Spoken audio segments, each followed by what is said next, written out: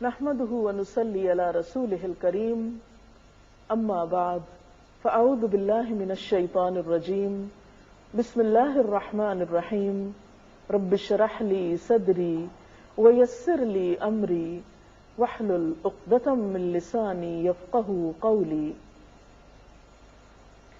ناظرین، ہماری آج کی گفتگو کا موضوع ہے روزہ ڈھال ہے۔ ڈھال کس کو کہتے ہیں؟ ڈھال کے لیے انگریزی میں لفظ شیلڈ استعمال ہوتا ہے۔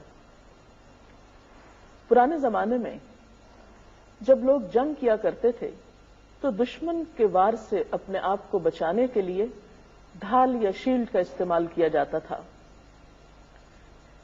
اسی سے تشبیہ دیتے ہوئے آپ صلی اللہ علیہ وسلم نے روزے کو بھی ڈھال قرار دیا کہ روزہ دشمن کے وار سے بچانے والا ہے، محفوظ کرنے والا ہے۔ ہم سب جانتے ہیں کہ ہمارا دشمن شیطان ہے۔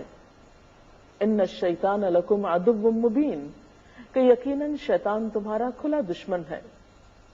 وہ ہمیں بہت سے برے کاموں پر اکساتا ہے۔ رمضان میں جب بڑے بڑے شیاطین کو قید کر دیا جاتا ہے تو خود بخود ہمارا ایک طرح سے بچاؤ ہو جاتا ہے، لیکن اس کے باوجود ہم اپنے نفس کی شرارتوں اور خرابیوں کی وجہ سے بسا اوقات گناہوں میں مبتلا ہو جاتے ہیں۔ لیکن جب انسان روزہ رکھتا ہے تو روزے کی وجہ سے اس کے اندر ایک خاص روحانی قوت پیدا ہوتی ہے۔ وہ قوت اس کو گناہوں سے بچنے میں مدد دیتی ہے، اور روزہ انسان کو مسلسل یہ احساس دلاتا ہے کہ اسے گناہ کے قریب نہیں جانا، اسے اللہ تعالیٰ کی ناراضگی کا کام نہیں کرنا۔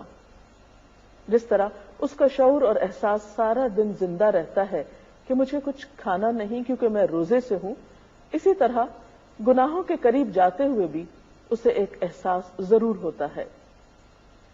اسی لیے ہم دیکھتے ہیں کہ روزے کی حالت میں نہ صرف یہ کہ کھانے پینے سے منع کیا گیا، بلکہ کچھ اور برائیوں سے بھی بطور خاص رکنے کو کہا گیا، اور اس طرح یہ روزہ ہمیں برائی سے بچنے میں مدد دیتا ہے۔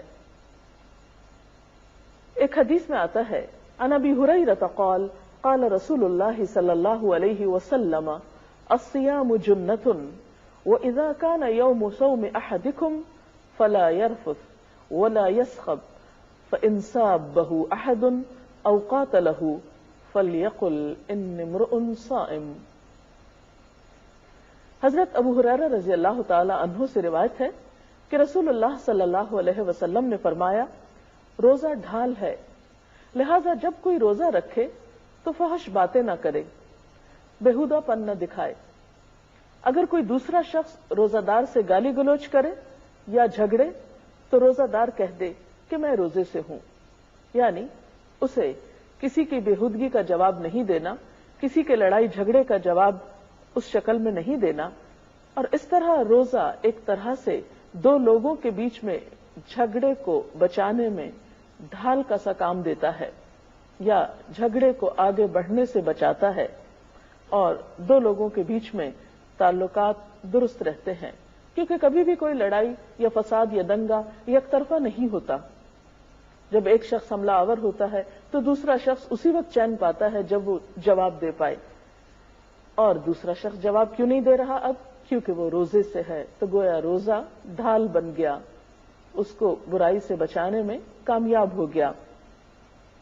جب ایک انسان دنیا میں اس طرح برائی سے بچتا ہے تو یہی چیز اس کی آخرت کے لیے جہنم سے بچاؤ کا ذریعہ ہو جاتی ہے۔ اسی لیے ہم دیکھتے ہیں کہ نبی صلی اللہ علیہ وسلم نے فرمایا، جو شخص اللہ عز و جل کے راستے میں ایک دن کا روزہ رکھتا ہے، اللہ تعالیٰ اس کا چہرہ اس ایک دن کے عوض جہنم سے 70 سال دور کر دے گا۔ کیوں؟ اس لیے کہ وہ شخص روزہ رکھ کر سارا دن اپنے آپ کو برائی سے بچانے کی کوشش میں لگا رہا، اور کافی حد تک اس میں کامیاب بھی ہوا۔ اس لیے ہم دیکھتے ہیں کہ جو لوگ روزہ رکھ کر بھی بری بات کرنا نہیں چھوڑتے تو ان کے لیے اللہ کے رسول صلی اللہ علیہ وسلم نے اس طرح فرمایا کہ جو شخص روزہ رکھ کر جھوٹ بولنا اور اس پر عمل کرنا ترک نہ کرے تو اللہ تعالیٰ کو اس بات کی کوئی حاجت نہیں کہ وہ کھانا پینا چھوڑ دے۔ تو گویا روزہ صرف کھانا پینا چھوڑنے کا نام نہیں ہے، روزہ ہم سے اس بات کا تقاضا بھی کرتا ہے کہ ہم جھوٹ بولنا بھی چھوڑ دیں اور جھوٹ پر عمل کرنا یا غلط کام کرنا۔ اسی طرح روزے کی حالت میں گالی گلوچ سے بھی خاص طور پر بچنے کے لیے کہا گیا۔ آپ صلی اللہ علیہ وسلم نے فرمایا کہ روزے کی حالت میں کسی کو گالی نہ دو، اگر کوئی دوسرا تمہیں گالی دے تو اس سے کہو میں روزے سے ہوں، یعنی جواب نہ دو، اور اگر کھڑے ہو تو بیٹھ جاؤ، کیونکہ غصے کی حالت میں انسان اگر اپنی پوزیشن تبدیل کر لے تو اس کے غصے میں کمی ہو جاتی ہے۔ روزہ اگرچہ ڈھال ہے، انسان کو گناہوں سے بچنے میں مدد دیتا ہے اور قیامت کے دن جہنم کی آگ سے بچاؤ کے لیے بھی مددگار ہوگا، لیکن یہ بات ضرور یاد رہے کہ یہ بچاؤ اسی وقت ہو سکتا ہے جب ڈھال مضبوط ہوگی۔ اگر ڈھال میں شگاف پڑ جائیں تو ڈھال کارآمد نہیں ہو سکتی، وہ انسان کے لیے زیادہ فائدہ مند نہیں ہو سکتی، اسے دشمن کے حملے سے نہیں بچا سکتی۔ تو ایسے میں ہم سب کو ان امور سے بھی پرہیز کرنا ہوگا جو اس ڈھال میں شگاف ڈالنے والے ہیں، سوراخ کرنے والے ہیں، اس ڈھال کو کمزور کرنے والے ہیں۔ روزہ دار شام تک اللہ کی عبادت کی حالت میں ہے جب تک غیبت نہ کرے، اگر غیبت کرتا ہے تو اس ڈھال میں شگاف پڑ جاتا ہے۔ غیبت کیا ہے؟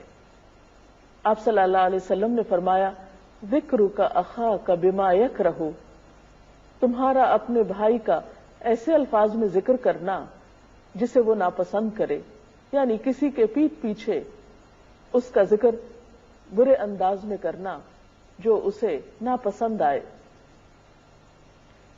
قرآن پاک میں اسے مردہ بھائی کے گوشت کھانے سے تشبیہ دی گئی۔ ایک مسلمان پر دوسرے مسلمان کی عزت حرام ہے، کسی کو حق نہیں کہ وہ دوسرے کی عزت کو نقصان پہنچائے، لہذا ایسے تمام امور سے اجتناب کرنا چاہیے جس سے دوسروں کو تکلیف پہنچتی ہو۔ اسی طرح انسان جب روزے کی حالت میں جھگڑا کرتا ہے، فحش باتیں کرتا ہے، تو یہ تمام چیزیں اس کے روزے کو نقصان دینے والی ہیں۔ یہ کیسے ہو سکتا ہے کہ ایک شخص روزہ بھی رکھے اور پھر جھوٹ بولے؟ نبی اکرم صلی اللہ علیہ وسلم نے فرمایا آدمی جب جھوٹ بولتا ہے تو اس جھوٹ کی بدبو سے فرشتہ 1 میل دور چلا جاتا ہے۔ کہیں ایسا تو نہیں کہ ہم روزہ رکھتے ہوں اور بے دھیانی میں یا لاپرواہی میں ہم ان گناہوں کے مرتکب بھی ہوتے ہوں؟ اگر معاملہ ایسا ہو تو پھر کہیں ایسا نہ ہو کہ اس ڈھال میں شگاف ہو جائیں، اور اگر اس ڈھال میں شگاف ہو گئے تو پھر یہ آخرت میں عذاب جہنم سے نجات کا ذریعہ کیسے بنے گی؟ تو آئیے اللہ تعالیٰ سے دعا کرتے ہیں کہ اللہ تعالیٰ واقعی ہمارے روزے اس طرح کے بنا دے کہ وہ ہمیں آئندہ سالوں میں بھی برائیوں سے بچنے میں مددگار ہوں اور آخرت میں عذاب جہنم سے بچنے کے لیے مددگار ہوں۔ وآخر دعوانا